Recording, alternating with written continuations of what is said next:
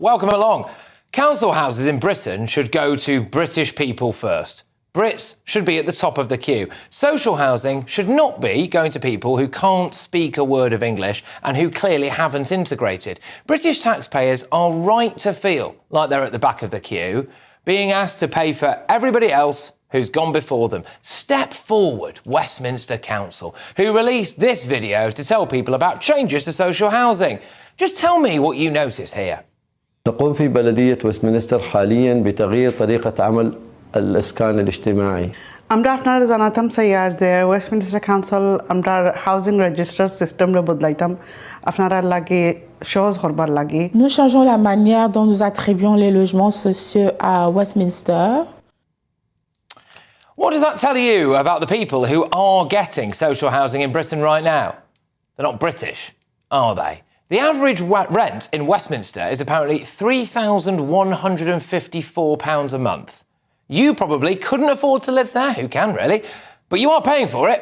You're paying for foreign nationals who can't speak a word of English to live there. 48% of all social housing in London is taken up by foreign nationals. 72% of Somalis in Britain live in social housing. That's 4 times higher than the wider population. This has been going on for years. A Somali family on benefits were handed a £2 million luxury house in Islington back in 2017. At the time, it would have cost £6,000 a month to rent that. They got it with welfare for £1,000. Labour's Westminster Council actually deleted that video that I just showed you there. They say it's because it didn't convey their ideal message. I actually think it did. They care more about people who can't speak English than they do about hard-working taxpayers. And what about veterans?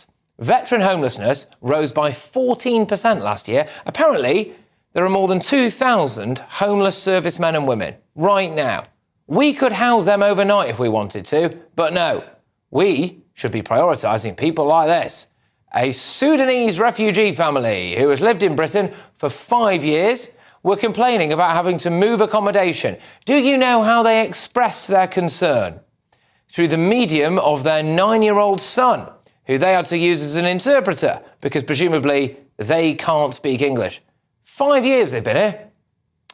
Guess what? We're going to get a lot more of this, aren't we? Because Angela Rayner ditched plans to prioritise British nationals for social housing. Oh, and in other news that's broken in the past hour, now try not to scream too much at your television, Britain is now the Western capital for Sharia courts. We now have 85 Sharia courts, which I think is just another example of how integration is failing. More on the old Sharia court saga later in the show. I've said it before, I'll say it again. When Labour tell you that you can't oppose housing developments in your village or town and they want to build their 1.5 million homes, what they're not telling you is who they're going to put in those homes. Let's get thoughts on our panel this evening.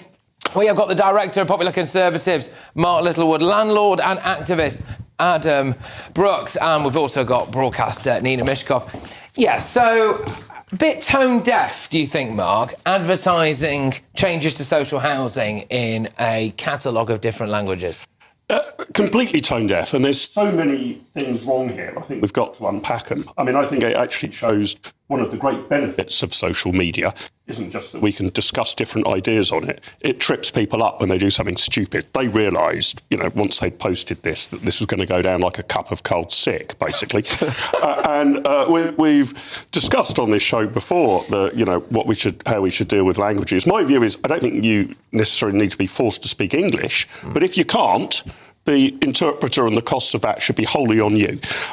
So we should be English only for English public housing requirements. But then the second bit, Patrick, and this is a wider issue, is the sheer cost of the social housing that we're offering. Yeah. I mean, what next? We're going to say, would Sir like a sea view? Do you want to be somewhere, close and proximate to leisure facilities, as if you're offering a hotel? I think it should be much more minimal, whoever you're housing, at the taxpayer's cost, not these sort of £3,000 a month rent in Westminster. I like what you said there, as if we're offering a hotel. Yeah, we are offering a hotel. But these are actually houses we're talking about. If you can't get the hotel, then you have to make do do with a house in Islington. A £2 million townhouse in Islington. Exactly. I know it says to me, so 48%, I don't want to be too London-centric. The only reason I'm using this figure is because it's relevant in this case, right? But basically, half of social housing in our capital city is taken up by foreign nationals. I think we've got plenty of people who are British nationals who could probably be living there instead. I've just done a bit of Christmas shopping, Oxford Street, and it doesn't look like England anymore. And that's not me being racist, or that is me observing. This country, especially London, is changing rapidly, and that is down to mass immigration. To have 48% of our social housing by foreign-born people is letting down the native people of this country. There are people in my district, I know people that their kids are in their 20s. They're putting their kids up because their kids are on a waiting list for social housing. We are letting these people down. The money is, our taxpayers' money is going down like a sieve. It's being washed away by these foreigners coming here and gaming our system. I'm really shocked, and I'm really pessimistic about the future under the Labour government. Because as you said, Angela Rayner removed the requirement to live here 10 years, was it, before you could get social housing. Why would they do that when they know it's such a problem?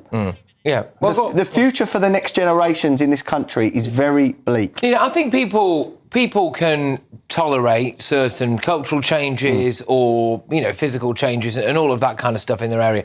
It sticks in the craw when you realise you're paying for it as well. And that's clearly what we're doing here. We're paying for people to come and live and have a house.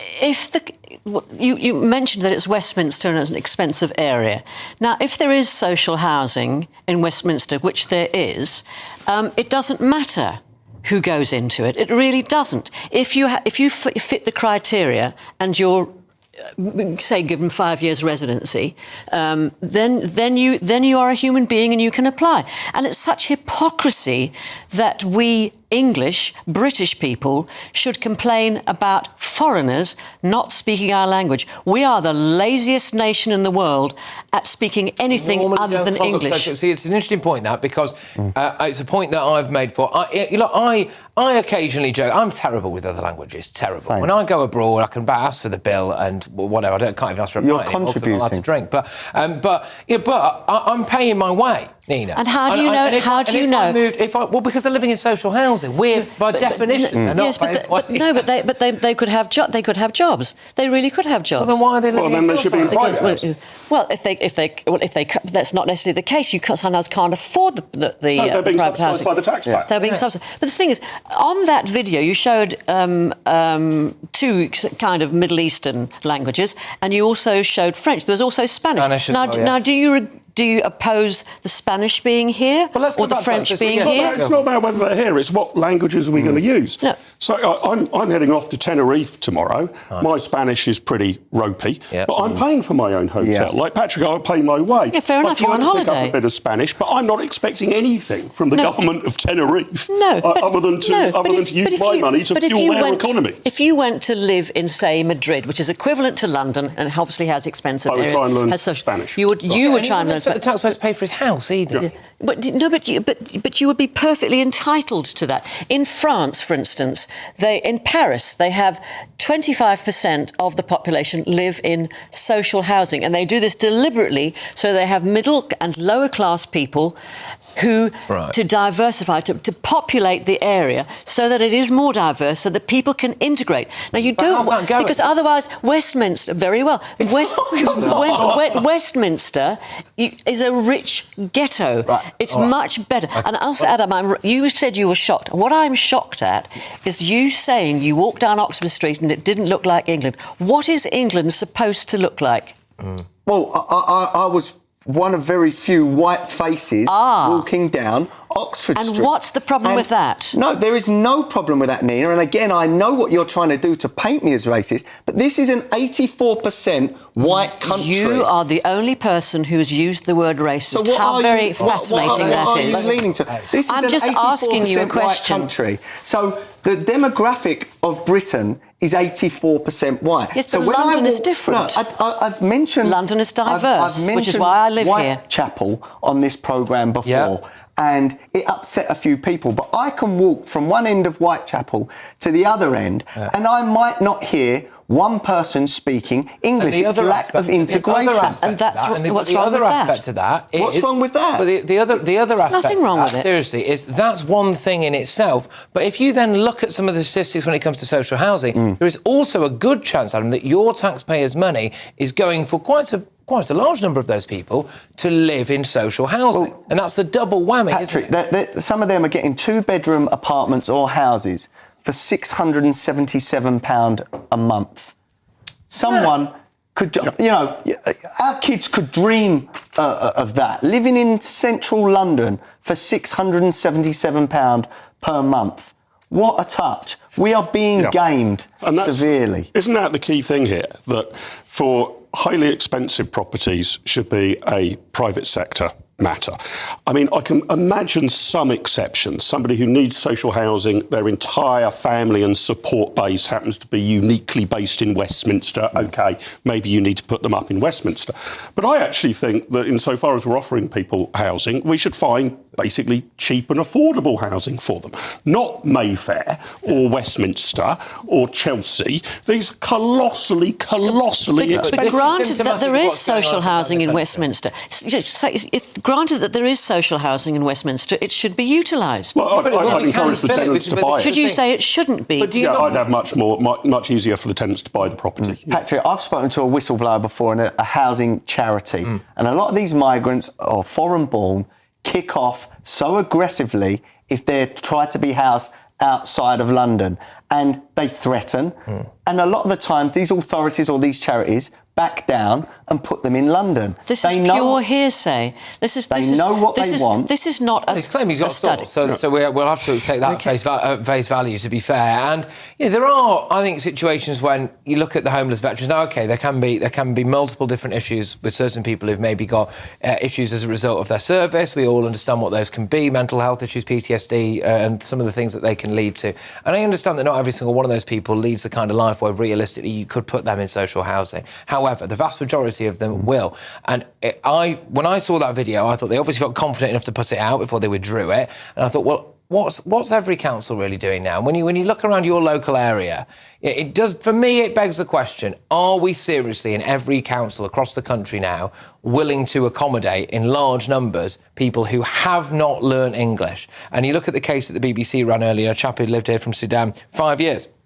5 years, having used their 9-year-old son as an interpreter. It doesn't scream integration, but we are off to a lively start. Thank you very much, everybody. Westminster Council has got back to us. They said, we took the video down because it did not convey the message we wanted it to. They added, the council complies with the national criteria for allocating council homes to our local residents, prioritising those with the greatest need. We provide translations into commonly spoken languages to ensure anyone entitled to apply for social housing is able to understand and follow the process. So make of that what you will.